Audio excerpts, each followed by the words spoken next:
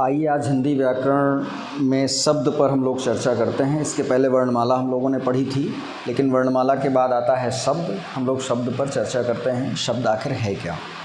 तो हिंदी व्याकरण में शब्द वर्णों से मिलकर के बनते हैं और उसमें भी उपयोगी वो होते हैं जिनका अर्थ होता है।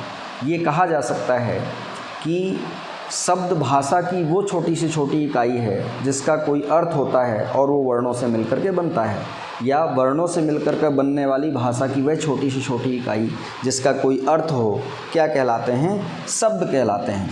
लेकिन यहाँ पर दो तरीके से विभाजित किया जाता है शब्दों को, सार्थक शब्द और निरर्थक शब्द। शब्दों को मिला करके तो किसी भी प्रकार के शब्द बनाए जा सकते हैं, लेकिन कुछ उसमें होते हैं जिनका अर्थ निकलता है, सार्थक शब्द कहलाते हैं। बहुत सारे शब्द ऐसे भी बनाए जा सकते हैं वर्णों को मिला करके जिनका कोई अर्थ ना हो, उनको हम लोग क्या कहते हैं? निरर्थक शब्द कहते हैं। व्याकरण में इन निरर्थक शब्दों का कोई रोल नहीं है, ना ही हम लोगों को इन्हें पढ़ना होता है। हम लोगों को पढ़ना होता है सार्थक शब्द जिनके की अर्थ निकलते हैं। अब यहाँ पर हिंदी व्याकरण में ख़ास तौर पे इनके विभाजन से संबंधित प्रश्न पूछे जाते हैं कि शब्द कितने प्रकार के होते हैं। तो कई आधारों पर, अलग अलग आधारों पर शब्दों का विभाजन किया जाता है। जैसे रचना के आधार पर शब्दों का विभाजन किया जाता है। इसके कितने भेद होते हैं? रचना के आधार पर रूढ़ शब्द, यौगिक शब्द और योग रूढ़ शब्द 3 प्रकार से विभाजित किया जाता है। अगर अर्थ के आधार पर देखें तो शब्दों को 4 प्रकार से विभाजित किया जाता है। एकार्थी शब्द, अनेकार्थी शब्द, समानार्थी शब्द, उन्हीं को हम लोग पर्यायवाची शब्द भी के बोलते हैं, विपरीतार्थी, विपरीत अर्थ देने वाले शब्द, या विलोम शब्द। ये 4 भेद हैं। 4 प्रकार से शब्दों को बांटा जाता है अर्थ के आधार पर। और तीसरा है उत्पत्ति के आधार पर, यानी कि शब्द जो हिंदी भाषा में हम लोग इस्तेमाल करते हैं उन शब्दों की उत्पत्ति कहाँ से हुई है, अगर उनके मूल का पता चल जाए तो इस आधार पर 4 प्रकार से इन शब्दों को बांटा जाता है। 2 प्रकार वे हैं जो संस्कृत से संबंधित हैं, और 2 प्रकार वे हैं जो किसी क्षेत्र विशेष से संबंधित हैं। संस्कृत से संबंधित तत्सम और तद्भव शब्द, क्षेत्र विशेष से संबंधित देशज और विदेशज शब्द, यानी कि 4 प्रकार से बांटा जाता है उत्पत्ति के आधार पर, तत्सम, तद्भव, देशज और विदेशज। जो संस्कृत निष्ठ शब्द हैं या संस्कृत के मूल शब्द हैं जिनमें कोई परिवर्तन या विकार नहीं हुआ है, संस्कृत में जिस प्रकार से थे उसी प्रकार से हिंदी भाषा में अपना लिए गए हैं और हिंदी भाषा में प्रयुक्त किए जाते हैं, ऐसे संस्कृत के शब्द या संस्कृत निष्ठ शब्द क्या कहलाते हैं? तत्सम शब्द कहलाते हैं। एग्जाम्पल इसका जैसे दिया गया है वत्स, संस्कृत में एक शब्द है वत्स, और इसका जब विकार हो जाता है विकृत रूप, जब तत्सम शब्दों का या संस्कृत निष्ठ शब्दों का या संस्कृत के शब्दों का, क्लिष्ट शब्दों का समय के साथ साथ धीरे धीरे वो कुछ परिवर्तन उनमें आ जाता है और समाज में लोग आसानी के साथ बोलने की वजह से उनमें थोड़ा परिवर्तन कर देते हैं और वो हिंदी भाषा में अपना लिए जाते हैं और प्रचलित हो जाते हैं। ऐसे संस्कृत के परिवर्तित रूप क्या कहलाते हैं? तद्भव शब्द कहलाते हैं, जो संस्कृत शब्दों से ही परिवर्तित होकर के नए शब्द बन गए हैं। जैसे वत्स धीरे धीरे परिवर्तित होते होते कालखंड में क्या बन गया? वर्तमान में बछड़ा, है ना। गाय के बच्चे को बछड़ा बोला जाता है, और संस्कृत में इसका जो मूल शब्द था वो क्या था? वत्स, यानी कि वत्स संस्कृत निष्ठ तत्सम शब्द है, और इससे परिवर्तित होकर के बछड़ा जो वर्तमान हिंदी में बोला जाता है वो आपका तद्भव शब्द है। दोनों का संबंध संस्कृत से, ये मूल इनका संस्कृत ही है।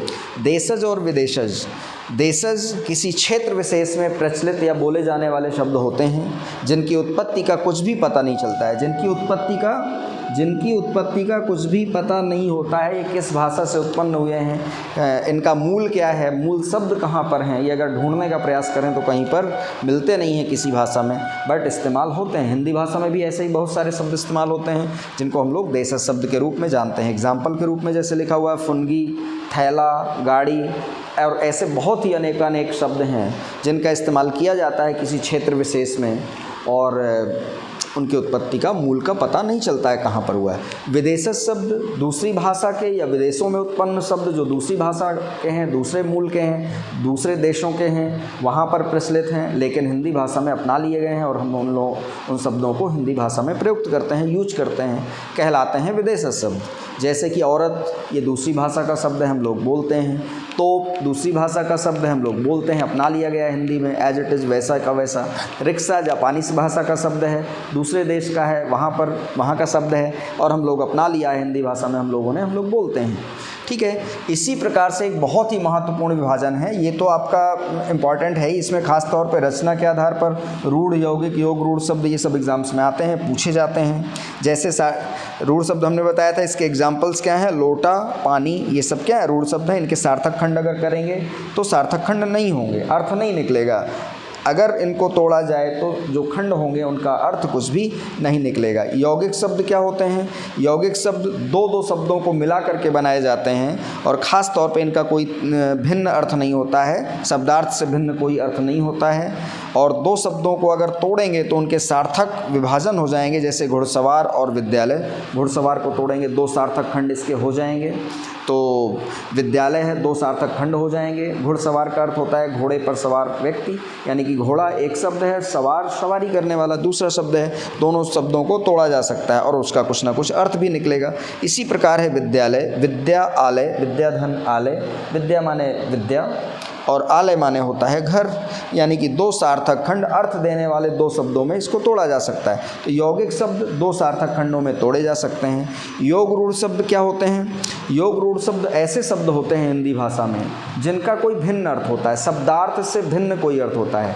यानी कि जो शब्द लिखा हुआ है, अगर शब्द का ही अर्थ निकालें जो कि शब्द में लिखा हुआ है, तो वो अर्थ उसका रियल अर्थ नहीं होता है, उससे भिन्न कोई अर्थ देता है। ऐसे शब्दों को, जो हिंदी में ऐसे शब्द प्रचलित होते हैं, इन शब्दों को योग रूढ़ बोलते हैं। जैसे कि पंकज, दशानन, खास तौर पे बहुव्रीहि समास वाले शब्द भिन्न अर्थ देते हैं, जो शब्दार्थ होता है उससे अलग कोई तीसरा अर्थ देते हैं। और विभिन्न प्रकार के पर्यायवाची शब्द, जैसे कि पंकज यहाँ पर एज एग्जाम्पल लिया गया है, तो इनके भिन्न अर्थ होते हैं। मैं एक्सप्लेन कर देता हूँ। जैसे पंकज में पंक जा, पंक धन जा, इसका विच्छेद होता है। पंक माने होता है कीचड़, जा माने जन्म लेना या जन्म लेने वाला। तो कीचड़ में जन्म लेने वाले तो बहुत सारी चीज़ें होती हैं जो कीचड़ में उत्पन्न होती हैं, जन्म लेती हैं, बट यहाँ पर पंकज का वो अर्थ नहीं है, कोई भिन्न अर्थ है, शब्दार्थ से भिन्न अर्थ है इसका।